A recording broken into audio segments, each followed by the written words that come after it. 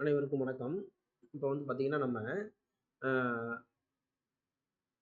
இந்த தனிம வரிசை அட்டவணையில சில கொஸ்டின்ஸ் அப்படி பார்க்குறோம். இதில என்ன சொல்றாங்க பாருங்க. Which metal represent alkali metal?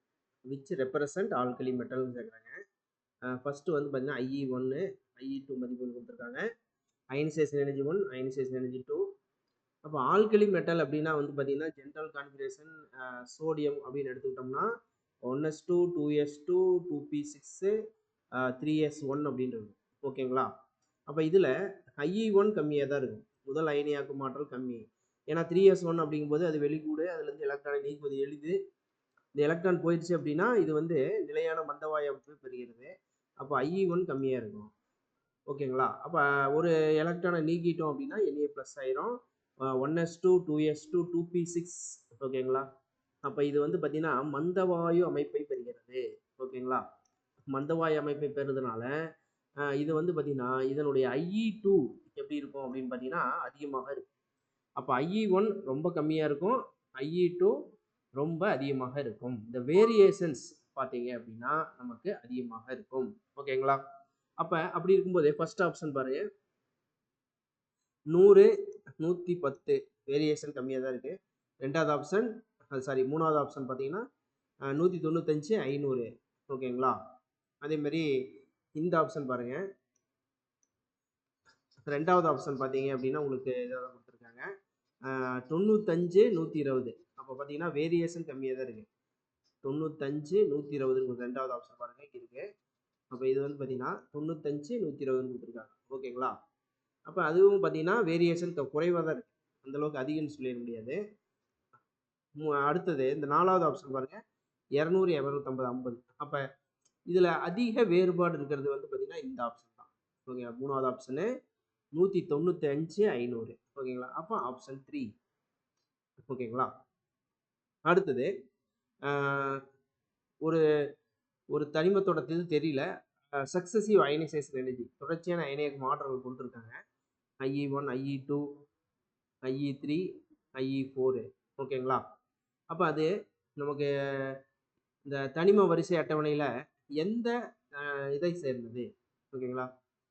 எந்த ஃபேமிலியை சேர்ந்தது, எந்த குடும்பத்தை சேர்ந்தது அப்படின்னு கேட்டிருக்காங்க. ஓகேங்களா? அப்போ பாருங்க, IE1 அப்படின்னு எடுத்துட்டிங்கன்னா கம்மியாக இருக்குது. IE2 கொஞ்சம் அதிகமாக இருக்குது.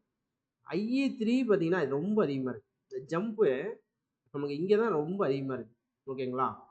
IE4 அப்படிங்கும்போது அதிகமாக இருக்குது. ஓகேங்களா? அப்போ இந்த வேறுபாடு IE2லேருந்து IE3க்கு தான் அதிகமாக இருக்குது. ஓகேங்களா? அப்போ அது அந்த தனிமமானது 2 எலக்ட்ரான் இழந்ததுக்கப்புறம் மந்தவாயு அமைப்பை பெறணும். அப்படிப்பட்ட தனிமம் எதுங்கிறத நம்ம பார்க்குறோம். ஓகேங்களா? ஃபர்ஸ்ட் கார்பன் தொகுதினா NS2, NP2.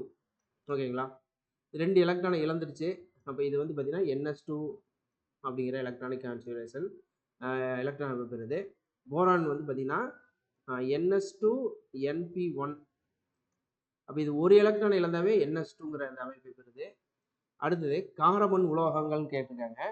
காரமண் உலோகங்கள் இதனோட இது வந்து பார்த்தீங்கன்னா உதாரணத்துக்கு இப்போ நீங்கள் இது எடுத்தீங்களேன், மக்னீசியமே எடுத்தீங்க.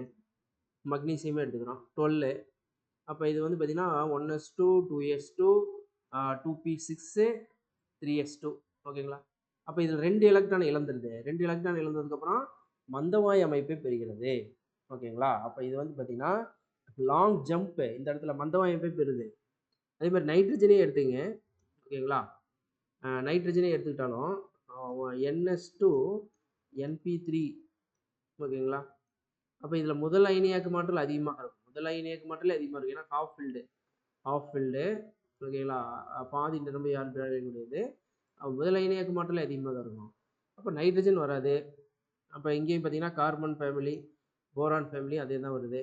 நமக்கு இதில் தான் வந்து பார்த்தீங்கன்னா 2 எலக்ட்ரானை இழந்ததுக்கப்புறம் 2 அயனியாக்கு மாற்றுகளை அடுத்தது 3வது அயனியாக்கு மாற்றல் அதிகமாகும் போது மந்தவாயு அமைப்பை பெறுகிறது. அப்போ ஆல்கலைன் எர்த் மெட்டல். ஓகேங்களா? அடுத்தது பாருங்க, which one is not the correct statement கேட்டிருக்காங்க. IE1 ஆஃப் ஹீலியம், ஹீலியத்தில் IE1 maximum among the all elements. Correct தானே? ஹீலியம்ங்கிறது மந்தவாயு. அப்போ 1s2 இருக்கும். இதனோட உருவளவு மிக சிறியது. அப்போ இதனோட அயனைசேஷன் எனர்ஜி 1, அயனியாக்கு மாற்றல் முதல் அயனியாக்கு மாற்றல் எல்லாத்த விட அதிகமாக இருக்கும் அப்படிங்கிறாங்க. கரெக்டு. அதே மாதிரி டெல்டா EG1 ஓகேங்களா, நோபல் கேஸ் இஸ் 0 அல்லது பாசிட்டிவ். அதாவது மந்தவாயுக்களின் முதல் எலக்ட்ரான் நாட்டம் நமக்கு சுழி அல்லது நேர்மறை மதிப்பை உடையது. கரெக்டு தான். மந்தவாயு அப்படின்னா NH2 NP6 எலக்ட்ரான் உடையது. அப்போ இது வந்து பார்த்தீங்கன்னா நமக்கு இதுலேருந்து எலக்ட்ரானை நீக்குவது கடினமாக இருக்கும். ஓகேங்களா, அதனால இது கரெக்டு தான். இதுவும் கரெக்டு தான். எலக்ட்ரானிட்டி மேக்ஸிமம் ஃபார் ஃப்ளூரின், அது கரெக்டு தான். ஓகேங்களா. அதே மாதிரி நைட்ரஜன் ஆக்சிஜன் அடுத்து IE1 for nitrogen is less than that of nitrogen. Nitrogen முதல் அயனியாக்கும் ஆற்றல் ஆக்சிஜனின் லெஸ் தேன் தட் ஆஃப். இந்த இடத்துல அயனியாக்கும் ஆற்றலை விட குறைவு. ஆக்சிஜன் அயனியாக்கும் ஆற்றலை விட குறைவு. இங்கே ஓங்கிறது ஆக்சிஜன். ஓகேங்களா. அப்போ நைட்ரஜன் ஆக்சிஜன் எடுத்துங்க. இது வந்து 1s2 2s2 2p3. இது 1s2 2s2 2p4. அப்போ முதல் அயனியாக்கும் மாற்றலாம் நைட்ரஜன் தான் ஆஃப் ஃபீல்டு. இங்கே பாருங்க. அப்போ நைட்ரஜனுக்கு தான் அதிகமாக இருக்கும். இதுக்கு ஆக்சிஜனுக்கு குறைவாகத்தான் இருக்கும். ஏன்னா ஆஃப் ஃபீல்டு. இங்கே ஆஃப் ஃபீல்டு இல்லை.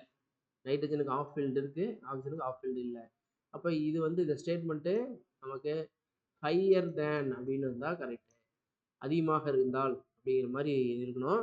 ஆனால் இங்கே லெஸ் தேன் இருக்குது. அப்போ இதுதான் ஓகேங்களா. எது நாட் கரெக்டுங்கிறத பார்க்கணும். சில டைம் இந்த நாட் கரெக்டுங்கிறத நம்ம எது கரெக்டுன்னு நம்ம பார்த்துட்டு எது கரெக்டுங்கிற மாதிரி நம்ம கன்சிடர் பண்ணிட்டு ஃபர்ஸ்ட் இடத்துலையும் ஒன்று கரெக்டாக தான் இருக்குதுன்னு ஒன்று டிக் பண்ணிடுவோம். ஆனால் அது தவறு. ஓகேங்களா. அது கொஸ்டினை கொஞ்சம் நல்லா பார்க்கணும். ஓகேங்களா. அடுத்து வந்து பார்த்தீங்கன்னா இந்த இடத்துல பாருங்கள், fluorine has highest electronic among the NH2 NP5 group. ஓகேங்களா, அந்த Pauling scale. But the electron affinity of fluorine less than that of fluorine. இப்போ ஹாலஜன் ஃபேமிலி எடுத்துட்டா ஃப்ளூரின், குளோரின், புரோமின், அயோடின். அப்போ எலக்ட்ரோ நெகட்டிவிட்டி, எலக்ட்ரான் கவர்தன்மையை பொறுத்த வரைக்கும் fluorine தான் அதிகம், ஹையஸ்ட். ஓகேங்களா. இதுவே எலக்ட்ரான் அஃபினிட்டி பொறுத்த வரைக்கும் நமக்கு ஃப்ளூரினா குளோரினா அப்படின்னு பார்க்கும்போது குளோரினுடைய எலக்ட்ரோ நெகட்டிவிட்டி தான் அதிகமாக இருக்குது. ஓகேங்களா. இப்போ இதுக்கான காரணம் என்ன அப்படிங்கிறாங்க. அப்போ ஃபர்ஸ்ட் பாருங்க, atomic number of fluorine is less than that of fluorine. Atomic நம்பருக்கு இதுக்கும் சம்பந்தம் இல்லை. அடுத்தது fluorine being first member of family behaves unusually. இது வந்து ஓரளவுக்கு நம்ம சொல்ல முடியாது. அப்போ அன்யூஸ்வலினா இது வந்து இதுக்கு தான் அதிகமாக இருக்கணும், இதுக்கு தான் அதிகமாக இருக்கணும், ஆனால் அது சொல்ல முடியாது. அடுத்தது chlorine can accommodate electron better than fluorine utilising it's vacant 3d orbital. ஓகேங்களா, இதை மைண்டில் வச்சுக்கலாம். அடுத்து small size high electron density increase electron repulsion making addition of electron fluorine less favorable than that in case of fluorine. ஓகேங்களா.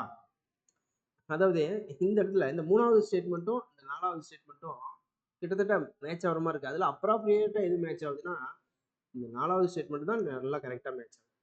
என்ன அப்படின்னு பார்த்தீங்கன்னா, இப்போ என்ன ரீசன் அப்படின்னா, குளோரின் அப்படின்னு பார்த்தீங்கன்னா தேர்ட் செல் வந்துடும் 3s2 3p5.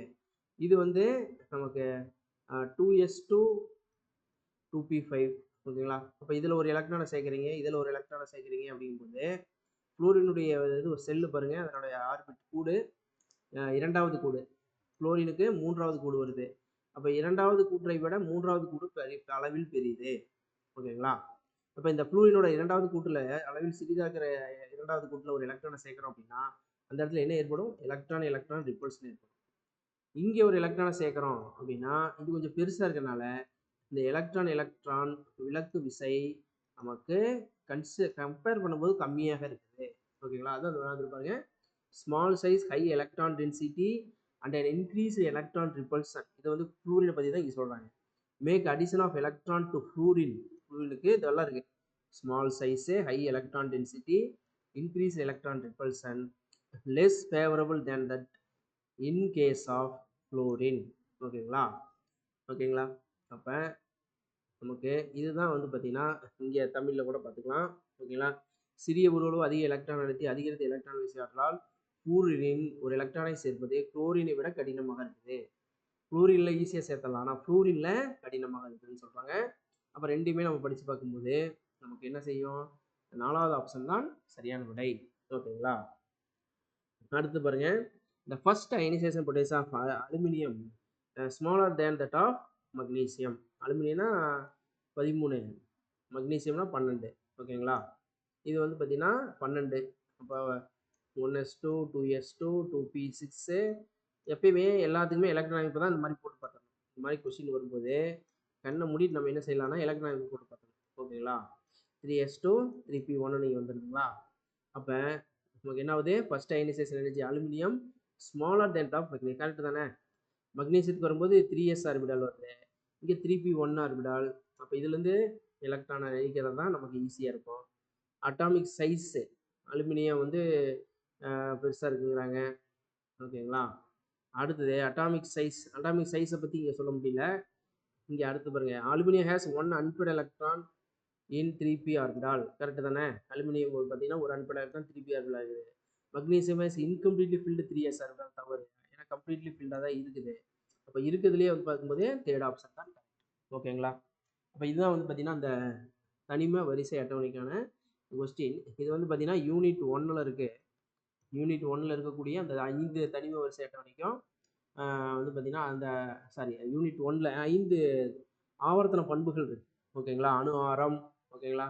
அணு ஆரம், அயனி ஆரம், ஓகேங்களா? அயனி ஆரம், அது மாதிரி அயனிசேஷன் எனர்ஜி, அயனியாக்கும் ஆற்றல், எலக்ட்ரான் ஆட்டம், எலக்ட்ரான் அஃபினிட்டி, அடுத்தது எலக்ட்ரோ நெகட்டிவிட்டி. ஓகேங்களா? அப்போ இந்த 5 இதுவுமே பேஸ் பண்ணி கொஸ்டின்ஸ் வரதுக்கு வாய்ப்பு இருக்குது. இப்போ லாஸ்ட் இயரில் கூட ஒரு கொஸ்டின் சிம்பிளாக கேட்டாங்க. கார உலோகங்களில் வந்து பார்த்தீங்கன்னா லித்தியத்துலேருந்து சிசி வரைக்கும் போன யூஜிடிஆர்பியில் அணு ஆரம் என்ன ஆகுதுன்னு கேட்குறாங்க. ரொம்ப ஈஸியான டைரக்டான கொஸ்டின். லித்தியத்திலேருந்து போனீங்கன்னா லித்தியம், சோடியம், பொட்டாசியம், இந்த இடத்துல கூட எழுதிக்கலாம். Lithium, sodium, potassium, rubidium, caesium. போக அணு ஆரம் என்னாயிட்டே வரும், மேலேருந்து போக அதிகரித்து கொண்டே வரும். ஓகேங்களா? அப்போ சிம்பிளான கொஸ்டின். இப்போ இது கொஞ்சம் டெப்த்தாக கேட்கணும்னு நினச்சா இந்த மாதிரி கொஸ்டின் கேட்கலாம். ஓகேங்களா? அதனால் உங்களுடைய ப்ரிப்பரேஷனை நீங்கள் ஸ்டார்ட் பண்ணிடுறது நல்லது. இப்போ இருந்தே ஸ்டார்ட் பண்ணிக்கிங்க. இது வந்து பார்த்திங்கன்னா நமக்கு இப்போ தேர்வு அப்படிங்கும்போது டெட் ரிசல்ட் வந்ததுக்கு அப்புறமே நமக்கு வந்து பார்த்திங்கன்னா தேர்வு வர்றதுக்கு கண்டிப்பாக வாய்ப்பு இருக்குது. ஏன்னா இந்த இயர் எண்டில் வந்து பார்த்திங்கன்னா நமக்கு நிறைய பேர் ரிட்டையர் ஆகிருப்பாங்க, ரிட்டையர்ட் ஆகிடுவாங்க. அப்படிங்கும்போது நமக்கு வேக்கன்சி அதிகரிக்கிறதுக்கு வாய்ப்பு இருக்குது. அப்படிங்கும்போது இப்போ இருந்தே படிக்க ஆரம்பிச்சுக்கிறது நல்லது. அனைவரும் ஒரு நல்ல முறையில் தயாரி செய்து ஆசிரியராக ஆல்ஃபா கோச்சிங் சென்டரின் சார்பாக அனைவருக்கும் வாழ்த்துக்கள். நன்றி, வணக்கம்.